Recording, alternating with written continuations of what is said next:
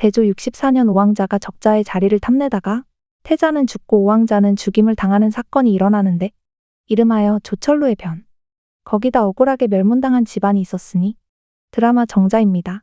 멸문을 당한 집안의 유일한 생존자 구진야오. 쫓아오는 이들을 피해 도망을 치다 가면을 쓴 사람에게 도움을 받게 되는데요. 그는 그녀에게 복수의 기회까지 만들어주죠. 그녀의 뒷목에 있는 깃털 모양의 반점을 확인한 가면남. 5년 전 소철로의 변에서 살아남은 칠왕자 위친천. 그는 황제가 사랑한 월영국에서 온 요녀 닝비의 아들이었는데요. 모두가 다 죽었지만 그만 살아남은 탓에 많은 이들로부터 손가락질을 당하게 됩니다. 한편 월영국의 화친 공주로 온 인거공주. 그녀는 닝비와 매우 흡사한 얼굴을 하고 있었는데요. 결국 그녀를 측실로 맞을 예정인 황제.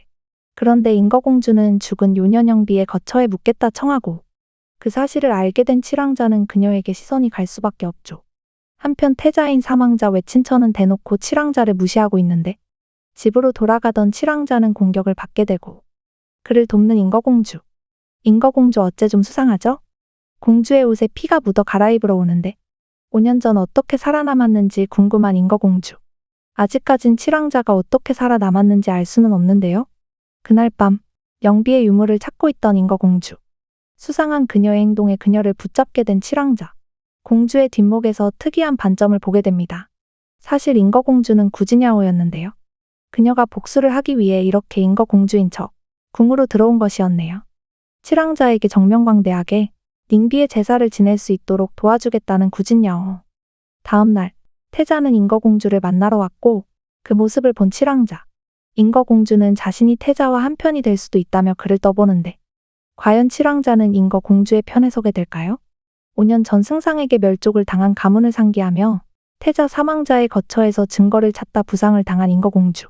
소식을 들은 칠왕자는 달려오는데 상처를 치료해주며 다시 한번 보게 된 반점. 그녀의 목적을 묻는데 승상에게 복수를 하러 왔다는 인거공주. 인거공주와 함께 있던 칠왕자는 갑자기 황후의 부름을 받게 되는데요.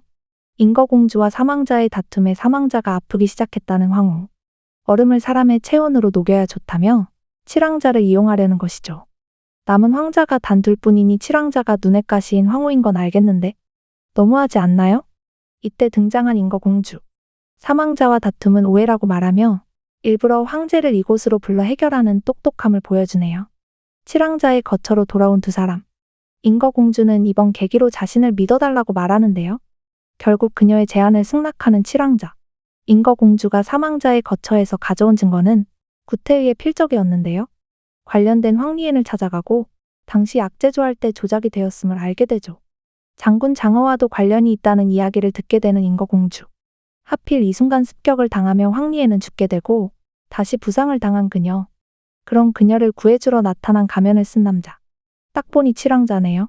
칠왕자도 뭔가 복수를 위해 조용히 해결하고 있는 것이 있는 걸까요? 칠왕자의 간호를 받는 인거공주. 그날의 악몽으로 깨어나게 되는데 누군가 그녀를 데려가라고 했다는 칠왕자. 이때 밖에서 불꽃이 터지고 화등제가 시작됩니다. 두 사람은 화등제를 구경하러 나오게 되는데요. 칠왕자는 인거공주에게 당시 구태의의 외동딸이 살아있으면 딱 인거공주와 비슷한 또래라고 말하며 솔직해지라고 말하는데요. 이미 정체를 알고 있으니 말하는 거겠죠. 하지만 칠왕자의 말에 분노하며 칼을 들이미는데 그때 북경군의 개성군 도착. 전쟁의 신이라 불리는 진국공부의 자오밍 장군이 등장합니다. 자오밍 장군은 길에서 인거공주를 발견하고 야오라 부르며 찾게 되는데 정체를 금세 들키겠네요. 그 시각 인거공주를 찾는 황후. 얼른 궁으로 돌아가야 하는데 그녀에게 비밀 통로를 가르쳐주는 칠왕자. 다행히 황후에게 빠르게 도착을 하고 연애 준비를 위해 춤 연습을 했다는 핑계로 무마시켜버립니다. 연애 날 축하 무대를 하는 인거공주. 그녀를 유심히 바라보는 두 남자가 있는데요. 바로 칠왕자와 자오밍 장군. 그때 사망자는 약을 탄 술을 칠왕자에게 건네주고 인거공주와 엮어버릴 생각을 하는데요. 뒤편에서 자오밍은 인거공주를 따라가 구진야오가 아니냐며 묻고 있죠. 뒷목에 있는 반점까지 확인한 자오밍. 이때 약이 든 술을 먹은 칠왕자는 괴로워하며 등장하는데 자오밍과 인거공주가 함께 있는 모습을 보고 눈빛이 돌아버리죠. 얼른 수습을 하려는 인거공주. 그 사이 기습을 하러 온 사망자는 인거공주가 숨겨둔 덕에 칠왕자를 찾지 못하는데요. 칠왕자의 열을 식혀주기 위해 냉수마차를 시켜줍니다. 다음날 또다시 인거공주를 찾아와 굳이냐 오냐고 묻는데 그만해라 이놈아, 눈치 정말 더럽게 없네.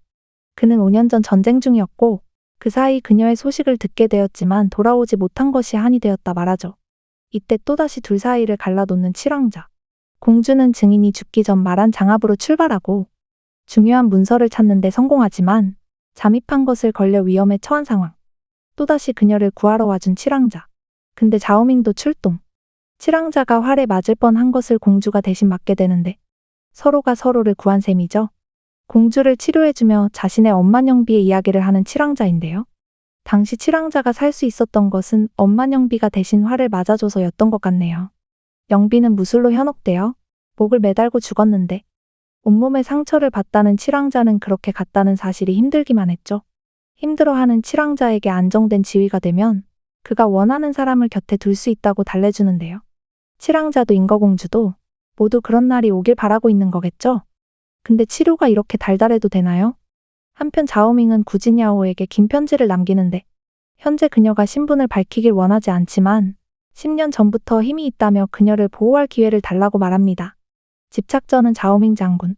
인거공주는 과거 구태의를 모함하는 증거를 찾았다고 말하지만 칠왕자는 지금은 때가 아니라고 하는데 그때 사망자가 등장해 지금 황제가 독살을 당했다며 용의자로 칠왕자와 인거를 잡아가겠다고 말합니다. 근데 독살 당한지도 모르는 두 사람 잡으러 온 너가 제일 수상한 거 아니니? 결국 감옥에 들어간 칠왕자와 인거공주.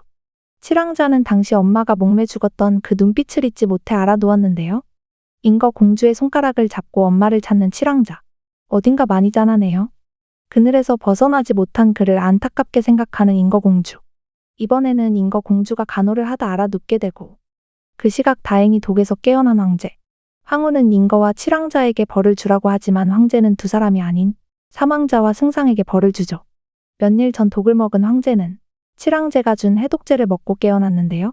그 약방이 과거 구태의 비법인데 사망자의 거처에서 독약을 찾았던 것.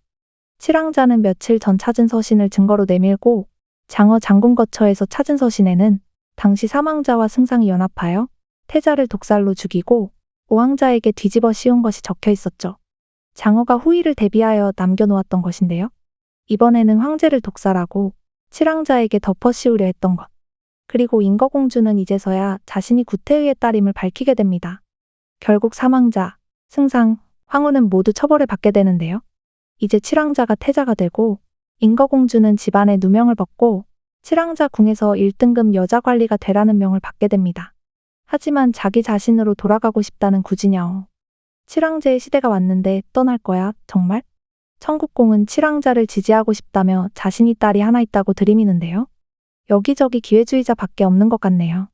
한편 감옥으로 승상을 찾아온 구지냐오는 사건의 진상에 대해 묻는데요. 하지만 답을 듣기도 전에 죽임을 당하는 승상. 이렇게 되면 사건의 진짜 진실은 따로 있는다는 거 아닌가요? 그리고 구지냐오는 칠왕자가 청국공과 연합하기로 했다며 조건이 야오를 죽이는 것이라며 조심하라는 말을 듣게 되는데요. 칠왕자와 마주하게 된 구지냐오. 복수를 한 것을 축하며 술을 건네고 의심 없이 술을 들이키는 야오. 복수를 다했다며 떠난다는 구지냐오에게 떠나지 말라고 붙잡는 칠왕자인데요. 천하와 그녀를 모두 원한다는 칠왕자. 하지만 자유롭게 살고 싶은 그녀죠. 장터에서 그녀와 데이트를 하고 싶은 칠왕자는 메시지를 전하고 기다리는데 이때 등장하는 자오리.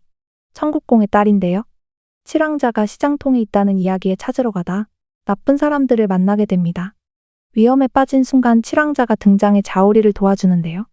이 사건으로 인해 자오리는 서로에게 관심이 있다고 착각에 빠지게 되죠. 고작 이거 도와줬다고 말이에요. 그리고 그 시각 칠왕자를 찾으러 가다 납치를 당하게 되는 구지냐오. 그녀를 납치한 것은 바로 황후였는데요. 칠왕자가 태자 자리와 구지냐오 중 무엇을 고르게 될지 함정을 파버립니다. 납치된 것을 모르고 그녀가 나타나지 않았다 생각하는 칠왕자. 황제의 지시에 제천 행사를 주관해야 하는데 남쪽 외곽에 낭떠러지라는 한 메시지를 받게 되죠. 그곳으로 간 칠왕자. 절벽에 매달려 있던 야오를 발견하는데요. 아니 대체 야오의 목숨은 몇 개인 걸까요? 진격의 공룡상으로 등장한 칠왕자는 그녀를 구하고 결국 그녀 역시도 기다렸다 진실된 마음을 전하는데 이렇게 서로의 마음을 확인한 두 사람. 그 후 중요한 행사를 망친 탓에 칠왕자를 찾아온 황제인데요. 하지만 아프다는 칠왕자에게 어쩔 수 없다고 가버렸죠. 결국 황후의 계획은 모두 실패. 그리고 가면을 쓰고 다크다크해진 칠왕자. 아마도 야오 때문에 화가 난 것 같은데요. 다크해진 칠왕자의 가명은 디에링. 다음날 아주 청순한 모습으로 야오와의 행복한 시간을 보내는 칠왕자. 칠왕자가 직접 만들어준 토끼로 진정한 사랑을 찾았다며 좋아하는 야오인데요. 하필 칠왕자와 자오리의 혼인 어지가 내려오게 됩니다. 심지어 그 혼례 준비를 야오가 해야 하는 것. 아, 잔인한데요.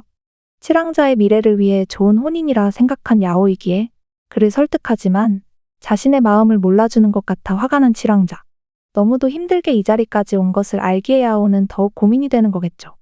그를 위해 야오는 결국 혼례식을 준비해 줄까요? 칠왕자 그럼 너 삐뚤어질 것 같은데. 다크다크한 엄자현님도 좋지만 이렇게 순둥순둥 달달한 엄자현님 너무 좋네요. 간만에 쇼트를 다시 돌려보니 더 몰입해서 볼 수 있었는데요. 드라마 정자 어떠셨나요? 오늘도 재미있게 보셨다면 좋아요, 구독 부탁드립니다.